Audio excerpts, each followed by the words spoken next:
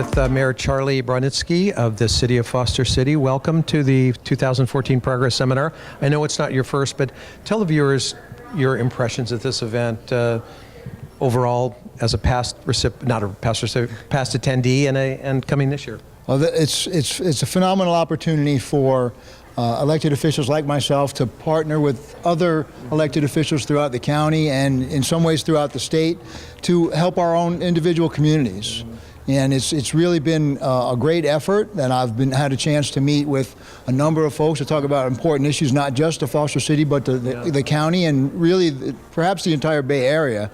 So it's been great. So tell us a little bit about how you, as the government leader of Foster City, translate these mega issues we're talking about at this seminar: transportation, healthcare, educating the young, water conservation, communications, into individual initiatives in your city. Well, let me take water, because I happen to be heavily involved with water. I'm on the Bay Area Water Supply and Conservation Agency leadership team, and I today had an opportunity to meet with folks from Redwood Shores, because they have recycled water, and we're going to talk about whether or not we can share in that effort and bring some of that gray water into Foster City and reduce our overall demand. We talked with Dave Pine, supervisor, about the rising sea level, because it's really a regional issue. It's not necessary. I mean, we could put up all the levees in Foster City we want, but that's not going to help anyone. So it's those kind of outreach programs that you can do in a situation like this, where you get in touch with leaders that you don't see on a day-to-day basis, and you can make progress in helping your community. And the value of this is so impressive to me, because issues like sea level rise, if you, I think, talk to the man or woman on the street, they'd go, well, how could that be an issue here, when in fact Dave tells us that this area is amongst the most vulnerable in the country, not the state, the country. Well, absolutely. You know, Foster City is on or below sea level. We have levees that protect us today.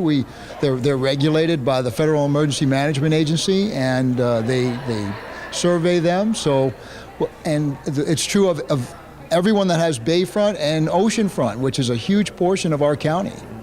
So I'm sure the city council, like all city councils in Foster City, has got a lot of things on their list. As the new mayor, what are a couple of things that you want to drive forward with your new administration that are very important to the city, amongst the many? Well, we adopted just about a year and a half ago our first economic development plan, and so we're sort of putting that into process. Outreach to our businesses, we have over 60% of our residents live in multifamily or homeowners associations, and a lot of our buildings are now reaching, our city's a little over 40 years, so they're reaching that age where there's deferred maintenance, and we're looking at progressive ways to help them through perhaps low interest loans, bringing in labor and consolidating those efforts to try to find ways to help them maintain their properties.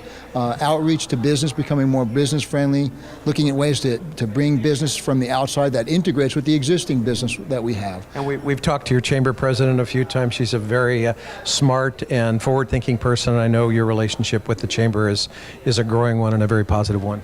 Absolutely. We have a wonderful relationship. We treat each other as partners, and we work together to bring business in and to maintain business for the Foster City, because it's critical to do so.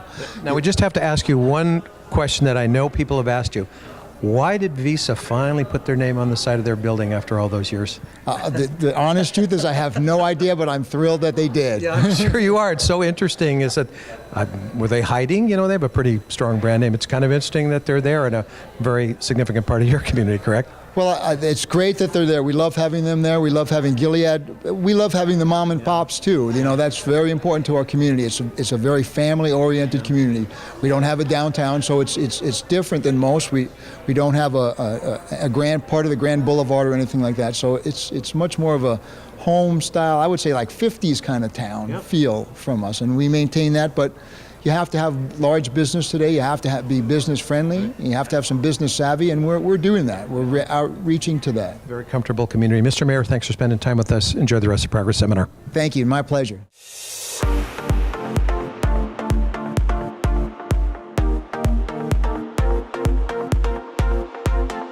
For more videos from the Progress Seminar, go to www.pentv.tv/videos/specials/Progress Seminar.